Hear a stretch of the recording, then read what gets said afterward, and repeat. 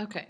So the thing that I wanted to mention here, and I'll make this as brief because that other one was kind of long, um, was the power relationships. And one of the things that needs to be mentioned is that people already have a preconceived notion as to who would be the best kind of immigrant to hire for particular jobs.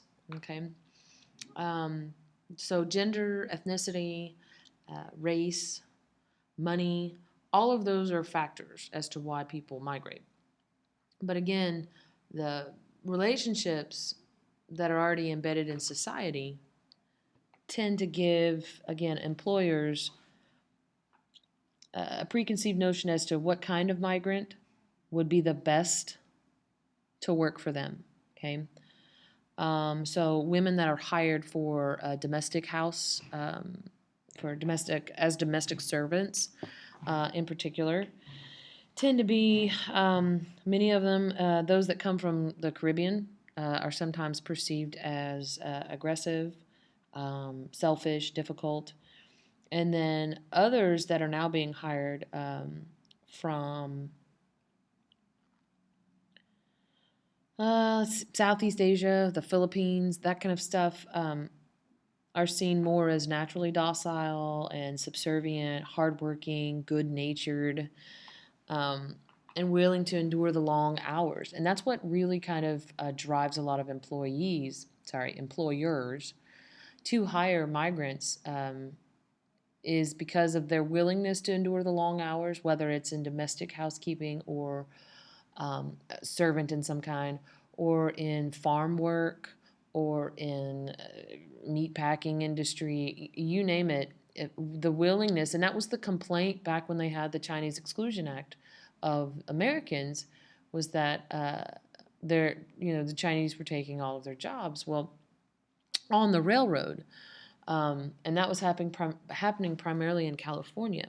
And again, because of the gold rush, they were, this huge boom in um, the building of the railroad was really causing this huge rift in society from people losing jobs for those that were willing to work longer, work harder for less pay. So again, the idea that immigrants taking jobs and those kind of things, it's not a brand new thought. It's happened throughout millennia in different parts of the world. Um, but I just wanted to kind of make that known, that there are certain parts of the United States that have particular um, types of migrants that they like to hire because they have been perceived for their hardworking, long endurance kind of thing. Um, the other thing I wanted to talk about was the kinship links, which is a term that's not really listed anywhere else. Um, but kinship links and this technological advances basically says that because of our advances in technology, the distance decay idea that you're not going to have a lot to do with family back home has really kind of put a kibosh on that because of the internet, because of telephones and cell phones, that it makes international migrants a more viable option for most people because they have the access to at least call back home. 50 years ago, 100 years ago, you wouldn't have had that. Once you left that far, which is why your typical Ravenstein law of migration is that you're not going to move that far. Um, and the reality is, technology has really kind of changed that to where you have this link to your kin that, again, enables you to move further than probably you ever would have in the history of time.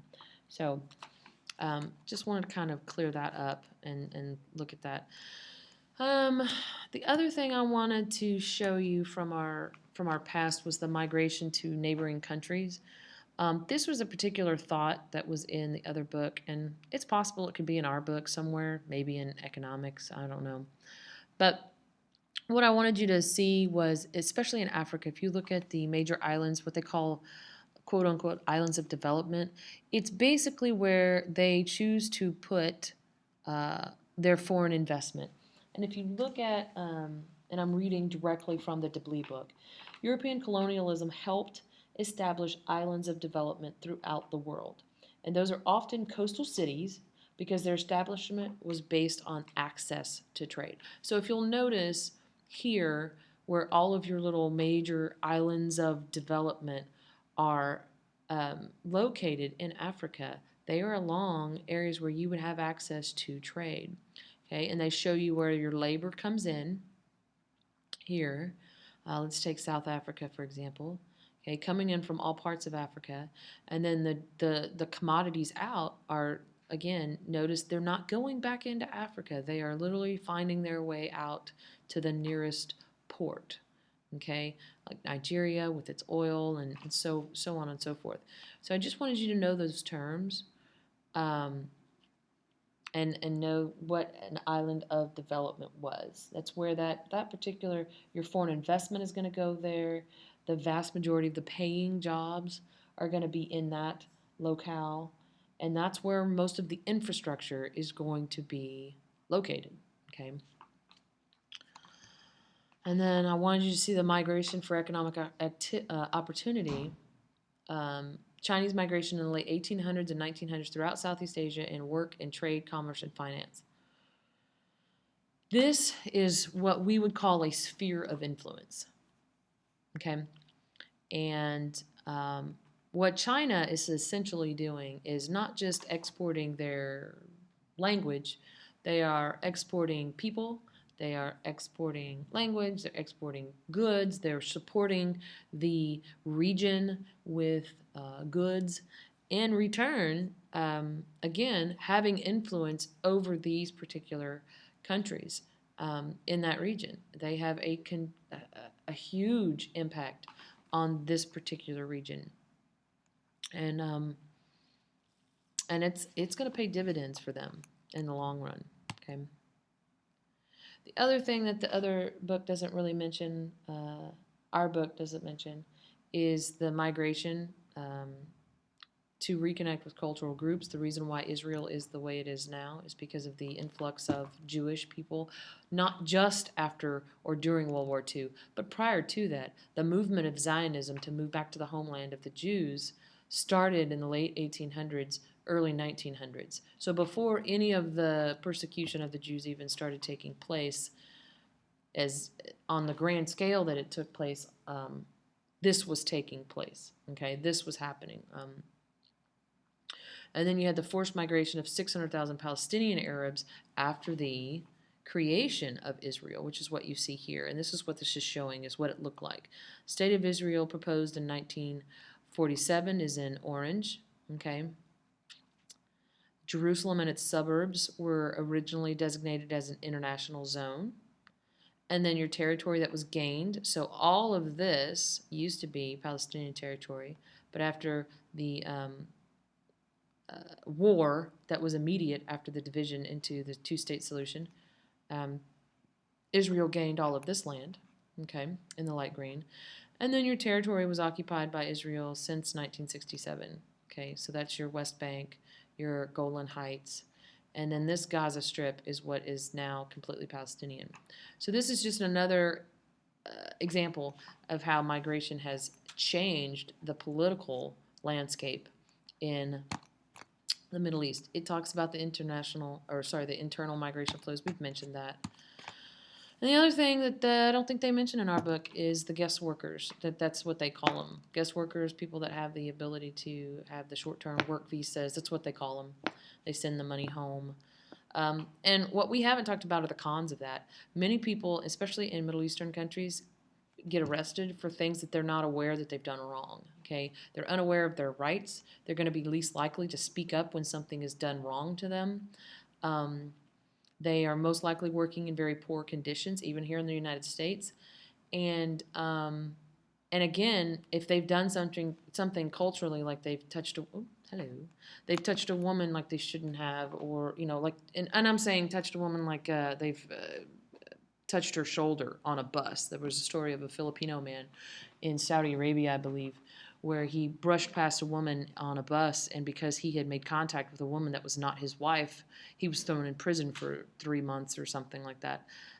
So things that the cultural taboos that are not necessarily made aware to, they come into the country and like, look, this is what you shouldn't do. They want you for the work, so they're not going to give you anything else other than that.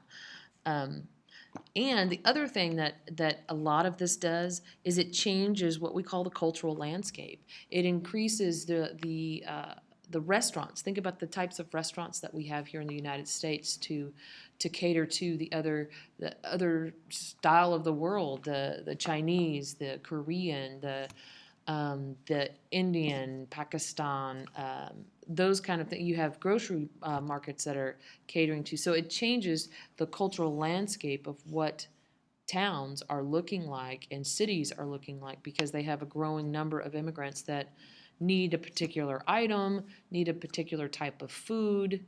And I believe in Outcast United, they mentioned that very fact that a grocer, if I'm not mistaken, had to change what he was selling due to the influx of the type of people living in the neighborhood nearby.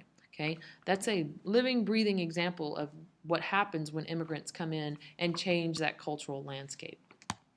Okay, and then I talk about people who are fleeing, the refugees, the dislocation, areas of the dislocation, and that's really about it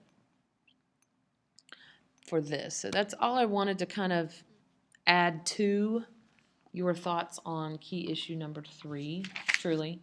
And I'll mention a few more things on key issue 4.